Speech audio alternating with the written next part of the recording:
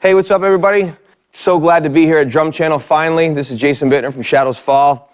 And today I'm going to talk to you a little bit about some double bass basics. And some of you may have seen some of these ideas in my own DVD, but we're gonna elaborate a little bit more and get into some multi-pedal stuff later. But I just want to kind of show you where these ideas kind of come from.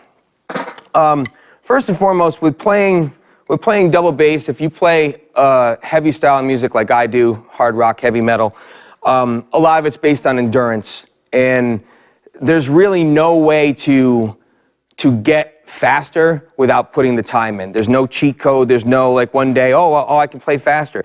It's all just repetitive practice. And make sure you're practicing with a metronome, because that's the most important thing. It keeps your time steady, it keeps you in order, and it also shows you how you progress. Because if you're playing one day at 140 BPM, and then the next day you're playing along to 150 BPM, obviously you know you're getting better. So start slow, use a metronome, and here's some of the basics. I play heel up for the most part. My heels will go down a little further as I play faster, but for this kind of more heavier extreme music, it's all a heel up manner. And everything is based around 16ths, 30 seconds, triplets, and 16th note triplets. So here's 4 basic beats. You'd have just 16th notes.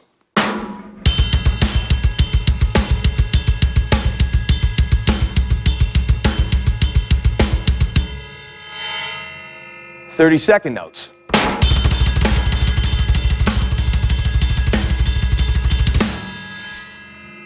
Triplets.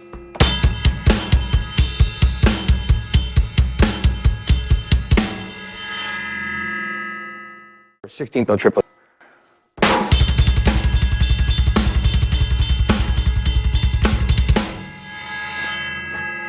So once again, these are basic patterns that you just play over and over and over and over again. So after you, and I also play with a right foot lead, but sometimes I also do left foot leads.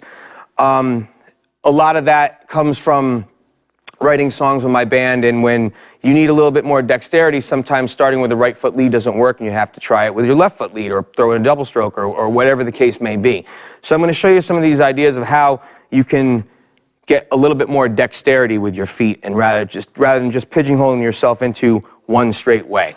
So after you would take, just 16, 30 second, whatever, constant patterns, you start playing like broken patterns, like a one and a pattern, for example. And if I played it with a right foot lead, I'm playing all the downbeats with my right foot.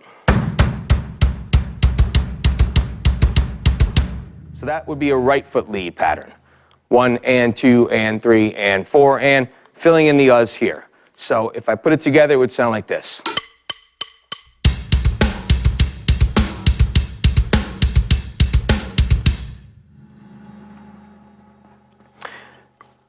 Now to offset that and change it around, I could play with the left foot lead. So now I'm playing all the downbeats with my left foot.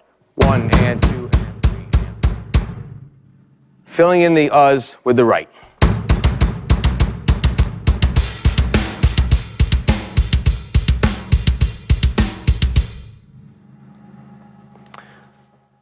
Now the next way you can take this pattern is by playing alternating footing. So now each foot plays opposite the other.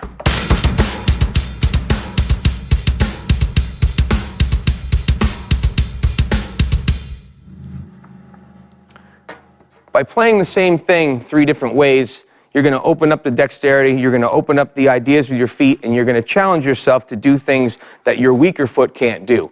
So that's a really important part about that too, is you're going to be strengthening your weaker foot. So after you've gotten into things like this and playing straight ahead patterns, let's go back to the triplet pattern. If I was playing just a regular old 8th note triplet, right, left, right, right, left, right, left, right, left, right, left.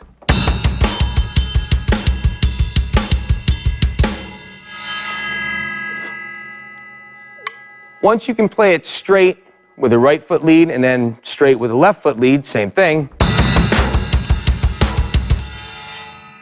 you can start changing up your footings.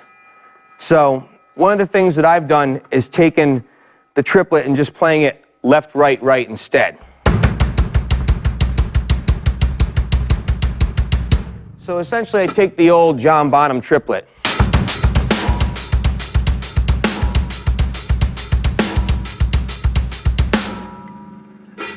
and then put the left on the left kicked.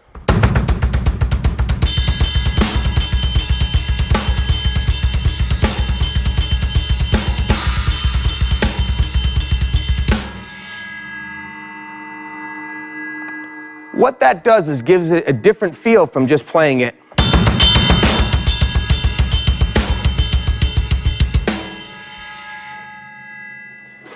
You can also move your feet around by playing the one.